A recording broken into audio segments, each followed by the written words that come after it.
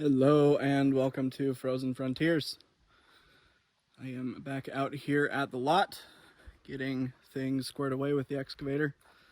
Spent the last night getting the position ready for the well. As you can see back behind me, that is where the well is going to go. I'll go into that more in a bit. And I also leveled out the road a little bit, which I will show. Probably going to be putting some geo mesh down this week and getting it ready for the concrete truck to come out on Thursday. So the place, well, I had the guy out for the well, and the place that we decided would be best is right over here. So right in this little nook right here, he'll pull back on the far left side over here, and the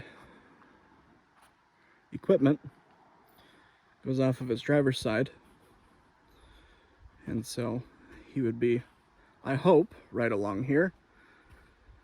And he had me dig this hole back here so that while he is pulling up the well, it doesn't just drain all of the water for it underneath his truck and get him stuck. So I dug a little bit of a hole for him. I hope that that's far enough from what he showed me with his cave drawings on the floor, on the ground. It was only like 5 feet worth. I think that that's closer to 7. So, should be good. Actually, is kind of a nice little, cranny back here. The only thing that I'm not a big fan of is that from here you can see the road pretty good. It creates a lot of visibility further back into my property, but oh well, I'll deal with it. I'll figure a way around it. A lot of these trees need to come down anyway, because you can tell that they're pretty dead. So, been dealing with some dead trees, pulling them out, moving stuff around. I was kind of in a hurry because I wasn't sure when he was going to come and pick up the truck today. So I really just piled anything wherever it went. I tried to keep the bigger stuff, the bigger trees that I can actually use on their own little area right over here. But as you can see, I dumped some other things here because I wasn't able to get over there yet. So this geomesh stuff that I've got in the back of my truck, I'm gonna unload, probably just put next to my container for now. But what that does is you put it down here on the ground, you just lay it out flat, and then you cover it with a bunch of road base. And what this stuff does is helps the road base not move around a bunch. As you can see with a lot of these tracks, when I move around on it, it just, rips up the ground and moves it about. That geomesh is supposed to help with that, make the ground a little bit more sturdy, just kind of tie it all together. So I've got the excavator pulled out by the road so that he can pick it up and load it up easier. Yeah, next steps is marking out on the container where I want the doors and windows and walls and appliances to go. But to update you on the plan, I talked to the insulation guy that's going to be doing insulation. He was going to be coming out next Thursday, but he actually clued me into some really good design with his container. So the way to do these is you have this container and it's propped up 2 feet on top of these. So we'll go off of that lower one. So say that's 2 feet off the ground, right there.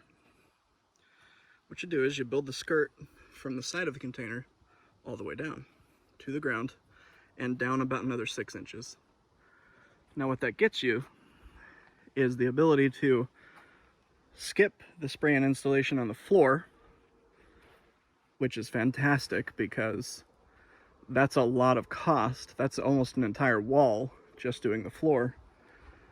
Skip doing the installation on the floor and just do it on the walls.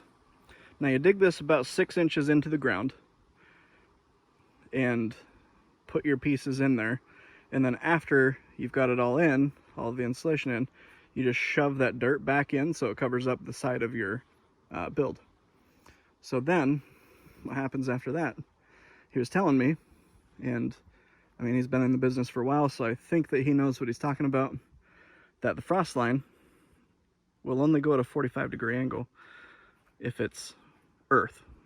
Now, if it's concrete, that's not true. It'll go laterally, so it'll go this way.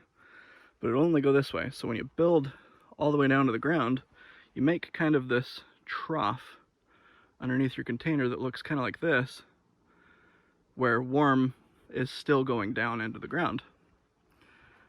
And essentially what that helps with is the ground will stay warmer underneath your container. And if the ground underneath your container is staying warmer, then you are staying warmer inside of the container. Now, if you couple that with the in-floor heating that I'm planning on doing, then you're warming up the ground, which then radiates that heat straight back up to you. So I think it's a really good idea. In theory, it makes sense. I don't know the laws of thermodynamics because I'm not a thermodynamicist. I'm a computer guy. But everything tells me that that checks out. It makes sense. So that's really cool. So I'll have to, dig out 6-inch lines along here, and I still need to cut these tubes off level. But, yeah, that's a project for probably another day because it's getting late here. It's almost 8:30. I don't want to start something that I can't finish tonight because ADD brain has to hyper focus. If I start it now, I'd be here until like 11:30. But yeah, so that is what I've been up to today, and probably what I'll be up to for the rest of the week is getting the container fittings ready and hopefully starting to cut out some of the spaces where windows and walls are going. So I want to have everything inside of the container marked by the time that Brandon gets here this weekend, so that we kind of have a general idea of where everything is going. I think I figured out the way that I'm going to raise this container up onto the stilts. It was a little bit of a conundrum because the excavator can't do it. This thing sure can't do it.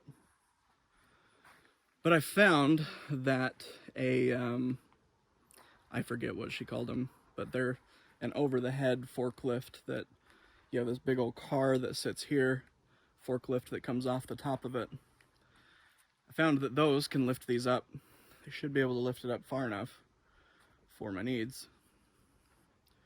So use that to lift this up, slide it over, put it down on top of the fittings.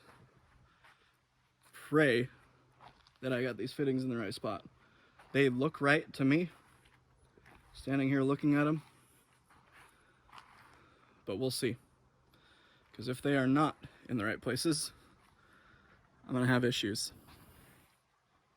So, we'll see.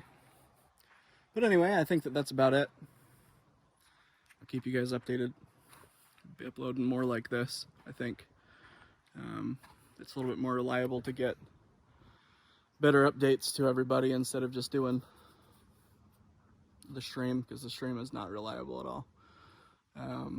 Starlink should be out soon.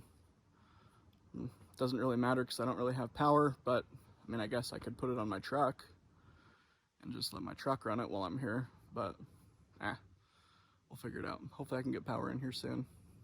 But anyway, I hope you all are doing well, and have an awesome day.